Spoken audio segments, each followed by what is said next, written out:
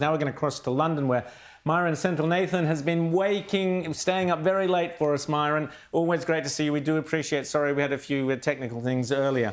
Now, this is extraordinary. Our Conservatives here just lost a thumping election because they were terrified of the words Donald Trump, basically, and ran in circles around anything that was vaguely conservative. Nigel Farage has just performed the most stunning results in 2 by-elections and council elections where Reform has surged ahead, winning extraordinary, because it's a first-past-the-post system, winning one candidate by only 6 votes out of some 20,000. Extraordinary stuff. Mayuran, tell us, how's it feeling like to be in Britain to have a proper Conservative Party back again?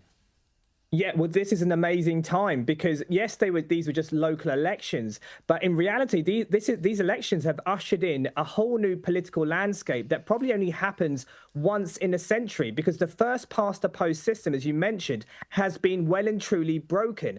When Nigel came back in July last year during the general election, he said he would just make a bridgehead into Parliament. So the first crack of that first-past-the-post system, which locks in Labour and the Conservatives, was made in July.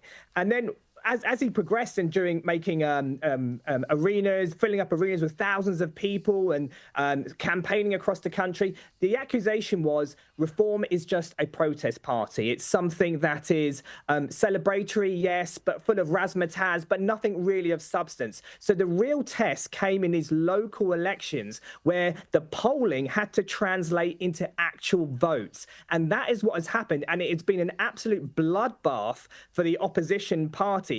Reform got 670 odd councillors elected.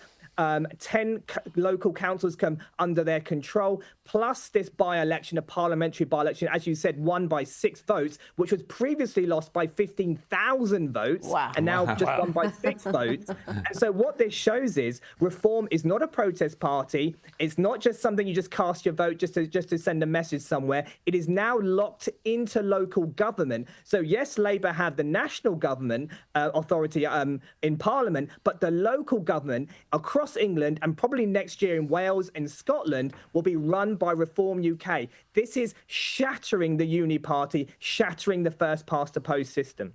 Rita. This is astonishing. What is the future of the Tory party? Will they merge into Reform or just become history? Well, Nigel Farage has actually declared the Conservative Party effectively dead because they have been hollowed out in all the shires and all the counties. So they have no real grassroots base. So Kemi Badenoch, who's in charge of the Conservative Party, I mean, she said she doesn't want to have a pact just yet. It's probably too early to say. But they are on the naughty step. They are grovelling because they're paying the price for the Boris wave of immigration, where he let in net immigration at over near enough 1 million people in 1 year. Wow. And so the Conservative Party have lost their constitutional philosophy. Their principles are scattered. They're a divided party. And as a result of that, the British electorate have no faith in them whatsoever. And Mayuran, just want to ask you about what this means in terms of policies like net zero, like immigration. Nigel Farage has come out and said, as far as he's concerned, the councils can start firing their climate and diversity and inclusion people, which is great news. But there are real policies that are in place. Tell us about them. Yeah, so I think Nigel's taken a bit of inspiration from Elon Musk, and the first thing is the local government waste. That there's going to be a kind of Doge movement that's going to happen all across local government, massive efficiency savings going across, because as you've seen in America, it's happening all across governments across the world. And so that's the first thing. The auditors are going to come in and look at the books and look at the accounts. And as you said, all kind of renewable wind, solar farms are going to be pushed back against. Migrant hotels, this is a massive deal. Well, illegal migrants are being housed all across the country in hotels and even in private rental accommodation. And so the local councils run by Reform will be pushing back against that. DEI, as you said. Also, the work from home philosophy, you know, the kind of 3-day, have a cup of tea, have a cup of cake, have a slice of cake, and then off you go, maybe a couple of hours here and there. That the work from home philosophy is going to be put into the bin as well. So that is the kind of policies that we're going to implement at local level. Sure, they'll be resisted at national level, but that's the tussle. Labour at the national level, Reform at the local level. Labour may have the constitutional power, but Reform has the power of the people behind them. James. You know, the one thing I'm sort of concerned about with all this, Myron, is that things had to get so bad in Great Britain for reform to start to see these sorts of victories. You've got a number of years left until you've got another general election, so you've got many more years of Starmerism.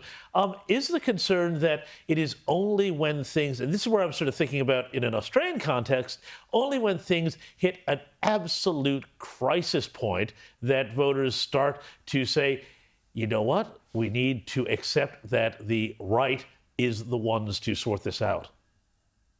You're absolutely right. Unfortunately, it's just the reality of the situation. People don't follow politics as much as perhaps we would like them to. And so as a result, they can't track the kind of policies that are being implemented and the outcomes that are happening on a day-to-day basis. And so it is only when things get really, really, really bad that they feel it when they walk out their door. They see their towns and villages have been changed. The cost of living is completely been turned on its head, and their rights and everything else have been, stripped away from them. That's when they start to realize how bad things are getting, and that's when they start to change course.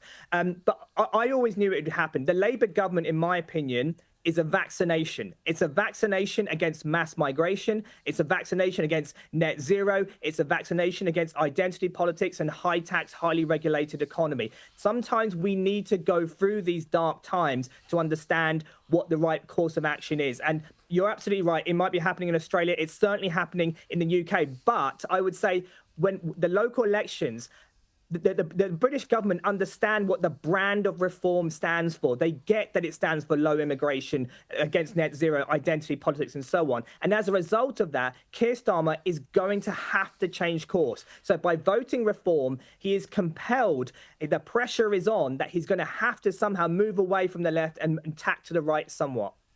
Mayuran Senthilnathan, always great to get your insights and great to chat to you. Thanks so much for staying up. That's absolutely brilliant. And you're absolutely right. If a political party, particularly the right, stands for something, they win. That's Mayuran Senthilnathan there in Britain.